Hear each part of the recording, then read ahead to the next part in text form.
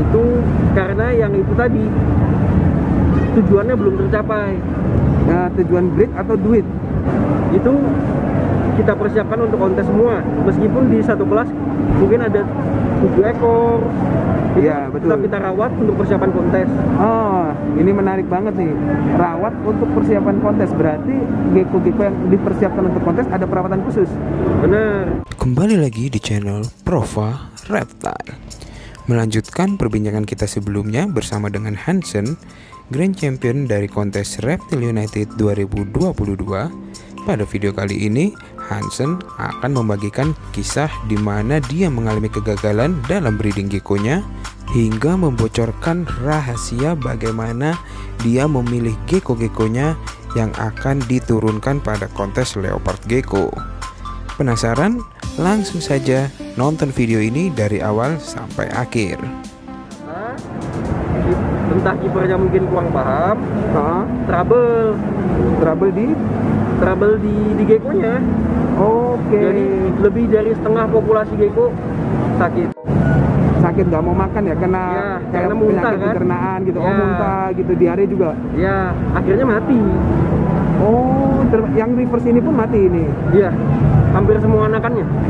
Oke, ini juga satu pengalaman baru sih. Jadi kalau kita punya atau pakai kiper, maksudnya orang yang bantuin kita untuk ngasih makan di farm gitu ya. Iya, benar. Itu juga ada resiko tersendiri yang harus kita persiapkan, yang harus kita jaga-jaga juga. Jangan cuma mikirnya ya kita percayain terus ya kedepannya resikonya gede lah. Iya, benar buat kita. Nah, habis itu gimana tuh kok? Bisa berlanjut reverse trapnya tuh? Setelah itu gagal, saya nambah hidupan lagi nih, saya beli lagi. Oke, beli reverse lagi nih. Beli lagi, saya kembangi lagi sampai dapat reverse yang tembus sampai ekor. Oh, jadi beli lagi pun reverse-nya belum tembus sampai ekor tuh ya? Belum. Oke. Masih putus-putus. Tapi kalau untuk di breeder-breeder lain udah ada yang pernah nyetak tembus sampai ekor atau belum sebenarnya? Udah ada. Oh, sudah pernah ada juga pada saat itu. Cuman yang Hansen beli itu yang nggak tembus sampai ekor. Iya, benar. Oke, terus dilanjutin bisa sampai keluar yang tembus full sampai ekor tuh, sampai yang kayak tadi Hansen bawa buat kontes itu hasil ternakan sendiri atau beli tuh kok? Itu hasil ternakan sendiri. Oh, yang itu pun hasil ternakan sendiri tuh. Tapi sudah jauh. Sebelumnya masih ada lagi. Oh, gitu. Jadi sebelumnya itu juga masih saudaranya ini apa udah lain genetik lagi tuh? Lain darah lagi? Masih ada darahnya sedikit-sedikit. Oh, masih ada darahnya sedikit-sedikit. Karena yang tadi yang saya cetak yang sampai tembus itu, ya, karena sudah beberapa generasi, saya rasa mungkin genetiknya sudah jenuh. Oke, ya. Saya harus ngambil dari orang lain. Oh, bloodline baru lagi nih. Untuk penyegaran genetik lah ya istilahnya ya. Oke. Terus sampai mulai sukses dapat yang tembus sampai ekor tuh di tahun keberapa tuh kok? Kira-kira? Kalau nggak salah di F3 atau F4 kalau nggak salah. Di F3 atau F4 ya? F3, F4 aja tuh kurang lebih kalau pukul rata satu season setahun aja udah 4 tahun sendiri. Iya kan? Iya. Itu pun kadang juga kita nggak bisa pukul rata gitu aja. Kalau misalnya ovulnya lama ya bisa lebih lama dan lain sebagainya. Dan kadang sudah menghasilkan bisa ada trouble. Betul. Kadang tuh kalau namanya hewan kan kita nggak pernah tahu ya. Ada aja hal-hal yang kita nggak duga-duga. Tapi kalau kebetulan memang lagi hokinya kita ya lancar. Kadang juga bisa gitu, bisa lancar-lancar aja. Nah, terus nih kok terakhir. Kalau untuk di pelihara gecko ini kan namanya juga hobi ya. Hobi, kita seneng. Nah, bisa nggak di-sharing tuh kalau dari Koko Hansen nih sudah pasti kalau yang namanya hobi di gecko ini karena komunitasnya, karena temennya itu juga enggak kan pasti? Enggak, karena berada di Samarinda tapi betah. Iya. Tapi betah. Nah, kira-kira kalau daya tarik dari gecko ini bisa disebutin nggak garis besarnya tuh apa yang membuat bisa bertahan sampai sekarang? Jenuh ini bisa bertahan, walaupun terkadang memang kita pasti ada jenuhnya ya. Benar. Nah, tapi kan ketika kita mencoba bertahan dari kejenuhan, itu pasti harus ada satu alasan yang membuat kita kuat. Iya, benar. Nah, biasanya tuh alasan apa yang ada di benaknya Hansen untuk menguatkan diri nih ketika jenuh? Alasannya itu karena yang itu tadi tujuannya belum tercapai. tujuan breed atau duit? Tujuan breedingnya untuk menciptakan suatu gecko yang sampai sempurna gitu. Oke, dari selektif breednya ya? Ya benar. Oke. Itu juga yang membuat akhirnya bertahan nih, karena ini belum tercapai nih, aku mau lanjut terus sampai tercapai gitu ya? Dan kayaknya tidak bakal pernah tercapai, karena seiring berjalannya waktu berubah-ubah terus kan? Terus upgrade terus? Ya. Jadi kayak patokannya selalu naik limit. Ya benar. Jadi limitnya tuh naik terus ya? Ya. Akhirnya ya nggak bosen-bosen. Ya benar. Oke, gitu. Akhirnya nggak bosen-bosen. Terus kalau misalnya saran nih untuk pemain gecko yang tinggalnya juga di tempat yang jauh, yang jauh dari pemain gecko lainnya. Nah, itu sekedar sharing aja. Plus minusnya apa sih? Ada nggak sisi plusnya dibandingkan minusnya? Kalau minusnya kita tahu lah, mungkin kirim-kirim lebih susah. Terus biaya segala macamnya juga mahal. Untuk beli perawatan gecko pun mungkin juga mahal ya. Mahal. Mau beli kayak makannya jangkrik apa gitu mahal nggak tuh? Ya lebih mahal daripada di Jawa. Pasti lebih mahal juga kan ya. Nah, tapi ada sisi positifnya nggak? Atau nggak ada? Sebenarnya kalau dipikir-pikir ya pasti ada sih. Pasti ada ya. Mungkin karena di kota kita nggak ada yang ternak. Oke. Jadi kalau orang-orang satu kota itu mau cari, kebanyakan nyarinya di kita. Oh, oke. Jadi karena di sana kan tidak ada yang ternak ya. Ya benar. Oke, tapi sempat ada juga jual ke daerah-daerah situ juga ada di Samarinda. Juga ada ya. Oke, siapa tahu nanti Ko Hansen ini justru yang jadi wajah gecko di Samarinda nih. Dia yang membesarkan di Samarinda, siapa tahu mau buat event pameran yang ada geckonya, memperkenalkan, nanti bisa buat kontes di Samarinda juga. Nggak ada kepikiran ke arah sana tuh? Untuk kontes sudah ada beberapa kali sih. Sudah ada beberapa kali? Sudah ada. Yang ngadain termasuk Ko Hansen juga atau gimana? Yang ngadain itu soalnya karena kita di Samarinda kan kota kecil. Oke. Jadi semua pencipta reptil itu tergabung di satu komunitas. Oh ya, semua pencipta reptil di Samarinda? Iya, tergabung di satu komunitas. Oke. Dan satu komunitas ini nggak cuma gecko, tapi semua macam reptil. Oh, jadi begitu kontes juga kontesnya kontes gabungan ya? Iya, benar. Oke, siap. Terakhir banget nih kok. Terakhir banget, berhubung Ko Hansen ini kebetulan dapat GC nih. Sebenarnya nggak GC juga bakal Prova ajak sharing sih, karena memang menarik banget kan teman kita ini dari Samarinda yang nggak punya temen gecko tapi bisa berkembang sampai sejauh ini. Tapi berhubung kebetulan dapat GC, bolehlah kita sedikit nyuri ilmu tentang dunia perkontesan sama Ko Hansen untuk memilih gacuan kontes nih. Jadi Ko Hansen kan di farm kan ada banyak gecko tuh. Benar. Ada ratusan ya? Ada berapa ratus kira-kira kok? Mungkin sekitar 600-700 sekarang. 600-700 ekor tuh. Nah, pasti kalau milih gecko buat kontes tuh kan cukup membingungkan, karena kan pasti banyak banget pilihannya tuh.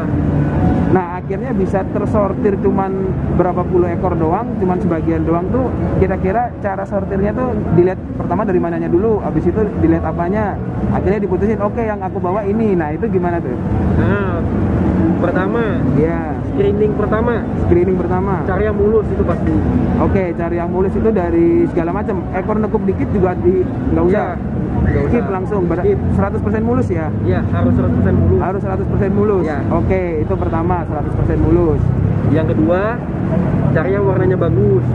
Cari yang warnanya bagus, itu sesuai dengan kelas masing-masing yang ada ya?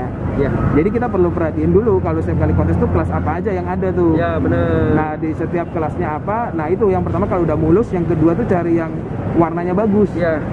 Gitu, itu warna bagus ini relatif tergantung kelas masing-masing. Ya, benar. Tergantung kelas masing-masing. Habis itu kok? Yang ketiga, proporsional tubuh. Proporsional tubuh. Nah, proporsional tubuh kalau menurut Ko Hansen sendiri kayak gimana? Kadang itu ada perbedaan. Contoh sederhana nih, bubble di ketiak, nutrition snack. Nah, ada sebagian juri ngomong itu nilai plus karena itu nutrisi tambahan. Iya. Ada juga yang bilang itu tandanya kamu overfeeding. Ya, benar. Nah, kalau Ko Hansen tuh kayak gimana menilai gecko yang proporsional? Kalau saya lebih menekankan ke bentuk tubuhnya sih, panjang ekornya, sesuai dengan badannya. Kan kebanyakan gecko kalau yang bagus-bagus kan karena berarti sudah terlalu inbreed ya.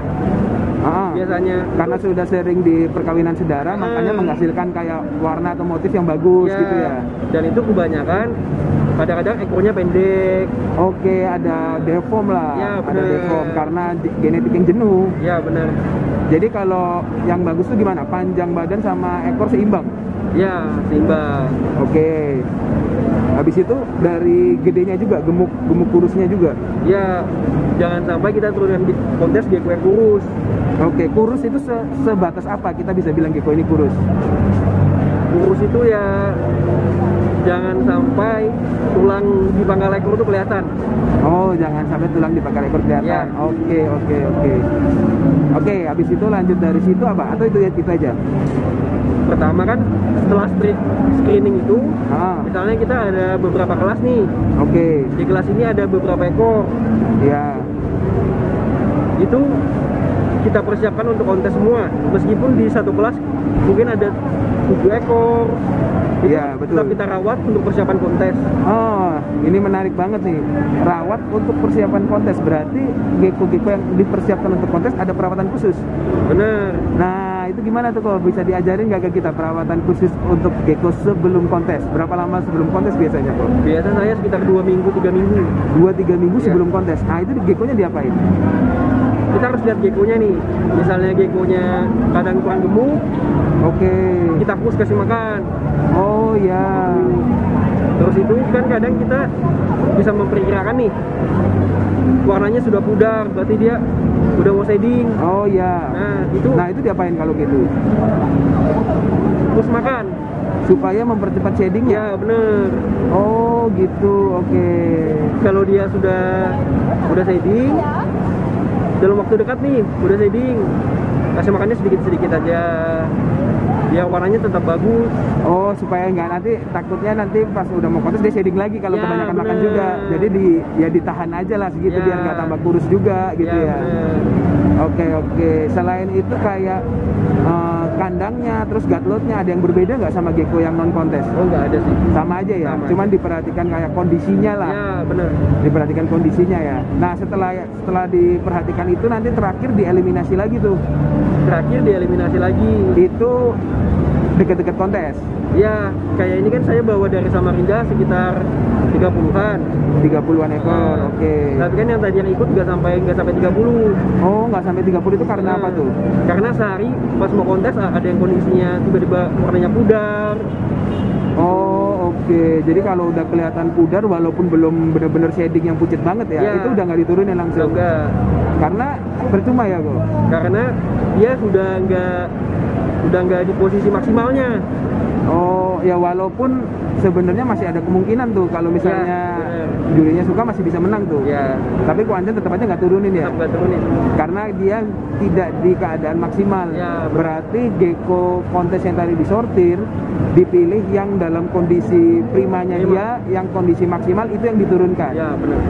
Oke, gitu. Jadi intinya kalau kita mau kontes benar-benar dipersiapkan, yang kita turunkan itu yang terbaik yang kita punya lah. Ya, benar. Mulai dari kondisinya, warnanya, segala macam. Jangan sampai karena kita lihatnya bagus doang tapi kondisinya lagi nggak prima kita paksain ikut, percuma juga ya. Percuma.